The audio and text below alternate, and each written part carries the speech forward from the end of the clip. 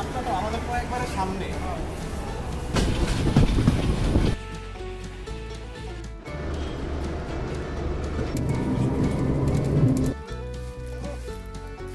Hello guys, Assalamu alaikum. This is Rana from Rana the Traveler. Welcome to another new video.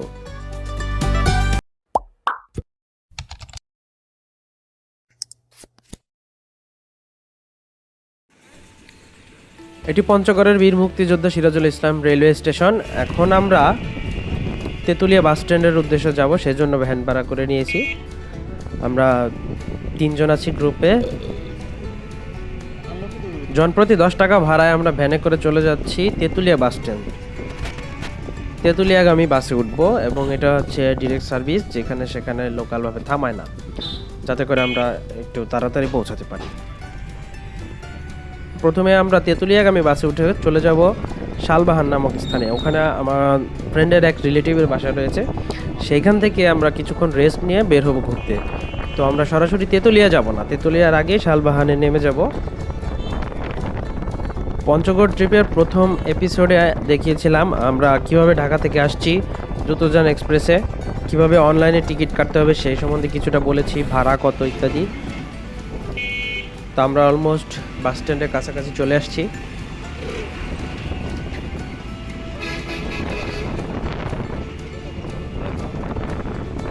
একটা জিনিস ভালো লাগছে, লাল পতাকাবাহী যে বাসগুলো এগুলো হচ্ছে লোকাল, আর সাদা পতাকাবাহী যে গাড়িগুলো এগুলো হচ্ছে গেট লোক চলে আর কি। জিনিসটা ভালো, ইন্ডিকেট করা যায় সহজে। আমরা তেতুলিয়া বাস স্ট্যান্ড চলে আসছি। তেতুলিয়া যাওয়ার বাস স্ট্যান্ড এটাই। এখান থেকে তেতুলিয়া বাংলাবান্ধাগামী বাস ছেড়ে যায়। পার্টনাররা ওয়েট করতেছে, বাসে উঠবে তেতুলিয়া। আমরা আস্তে আস্তে একটি বাস ছেড়ে যায়, এই জন্য পরবর্তী বাসের জন্য অপেক্ষা করতে হয় কিছুক্ষণ। পরবর্তী বাস চলে আসছে। এখানে আমরা বাসের সুপারভাইজারের সাথে কথা বললাম। জনপ্রতি 40 টাকা হারে ভাড়া। আমরা যাব হচ্ছে শালবাহান। পর বাসে উঠে পড়ে আমরা, বাস মোটামুটি ফাঁকাই ছিল পুরোটাই। তো আমরা ওঠার কিছুক্ষণের মধ্যে বাস পূরণ হয়ে যায়, যাত্রী বাস চলা শুরু করে তেতুলিয়ার উদ্দেশ্যে। এটি তেতুলিয়া বাংলাবান্ধাগামী গেটলক সার্ভিস। তো বাস চলে আসতেছে, বাস ছেড়ে দিয়েছে বাংলাবান্ধার উদ্দেশ্যে। আমরা যাব হচ্ছে শালবাহান।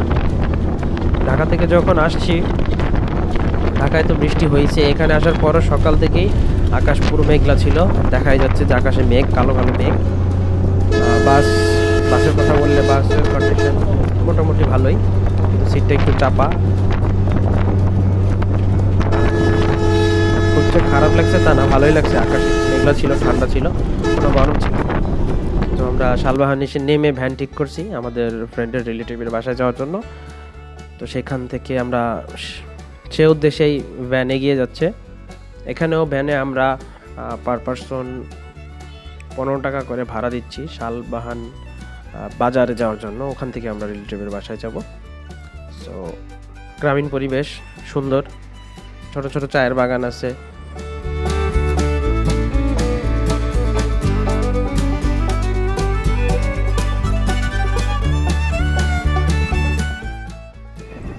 এখানকার পরিবেশ সুন্দর। এই দিকটা একটা কাজিয়ান কাজী টি এস্টেটে যাওয়ার একটা রাস্তা আছে, বাইপাস।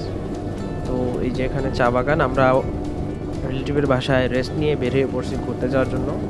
সো আমরা এখন প্রথমেই যাব হচ্ছে মহানন্দা নদীর পাড়ে। এগুলো হচ্ছে চা বাগান। আমরা মহানন্দা নদীর ওখানে যাওয়ার সময় অটোতে থাকতে দেখেছি। অটো আমরা রিজার্ভ নিয়েছি সারাটা ঘুরে আসার জন্য। সো দেখতে থাকুন। এগুলো হচ্ছে চা বাগান, সমতলের চা বাগান। এই ধরনের ট্রাকে করে চা পাতা বিক্রির জন্য নেওয়া হয়। আমরা চলে আসছি মহানন্দা নদীর পাড়ে। উপর থেকে নিচে নামতেছি নদীর একদম কাছে যাওয়ার জন্য। ভিউটা সুন্দর। এখান থেকে মহানন্দা নদীর ভিউটা একদম সুন্দর, কারণ হচ্ছে এদিক থেকে দেখতে, এখানটা থেকে মহানন্দা নদীর ভিউ সুন্দর দেখায়। এখান থেকে মহানন্দা নদীর দেখতে অনেকটা সিলেটের মতো মনে হয়, জাফলংয়ের মতো। নদীতে স্রোত মোটামুটি ভালোই, পানি ঠান্ডা ছিল। ওই পাশে যে কালো গাছগুলো দেখা যাচ্ছে ওটা হচ্ছে ইন্ডিয়ান সাইডে পড়েছে, ভারতীয় সাইডে। নদীর ওই পারে ভারতীয় সীমানা। ওই পাশে ভারতীয় চা বাগানগুলো দেখা যায়, একটু পরে দেখা যাবে।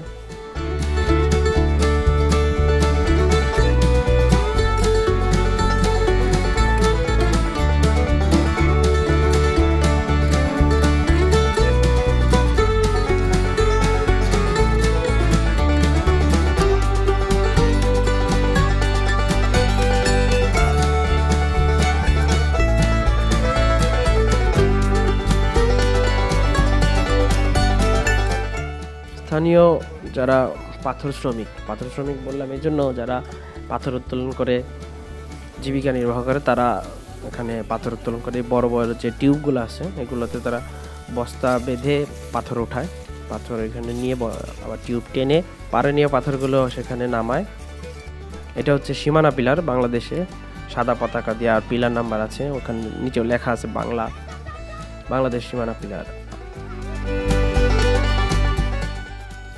এখানকার পাথর উত্তোলনের সিস্টেমটা পুরোটাই অ্যানালগ। আমরা জাফলংয়ে যেমন দেখতাম যে মেশিনে পাথর তুলে, কিন্তু এখানটা পুরোটাই হচ্ছে অ্যানালগ, হাতেই তারা ওই পাথর তুলে।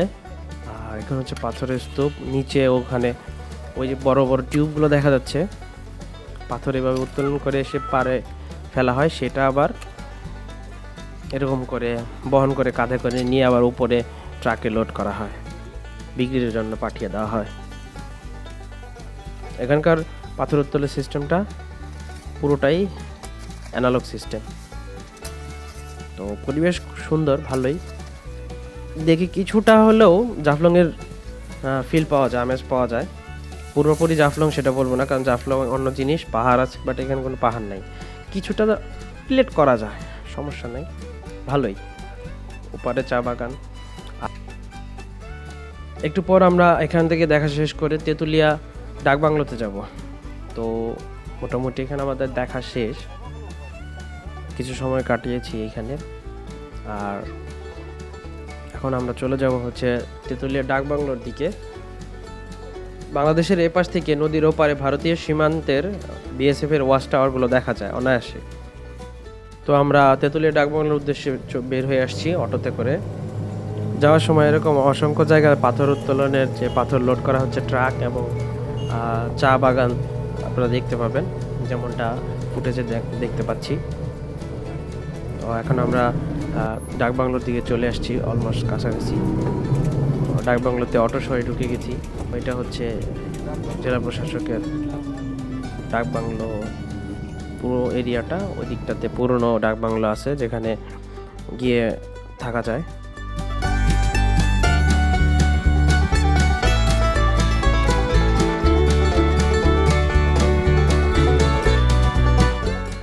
এটা হচ্ছে ওয়াচ টাওয়ার।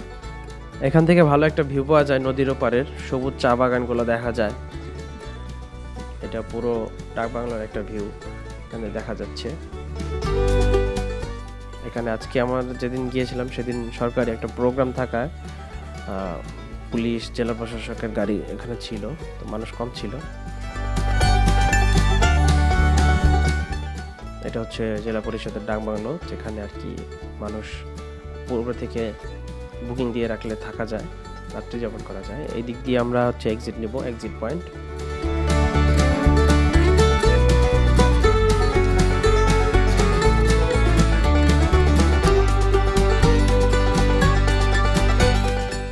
এটি হচ্ছে জেলা পরিষদের ডাকবাংলো থেকে কাঞ্চনজঙ্ঘা দেখার ভিউ পয়েন্ট।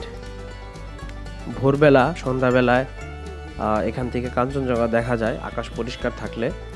আর মোটামুটি আমাদের সাথে কথা বলে জানতে পারছি, এবং আমরা যে আত্মীয়ের বাসায় ছিলাম, ফ্রেন্ডের আত্মীয়, সেখানে তারাও বলছে যে শুধু যে ওই ডাকবাংলো থেকে দেখা যায় তা না, ঠাকুরগাঁও থেকেও কাঞ্চনজঙ্ঘা দেখা যায়।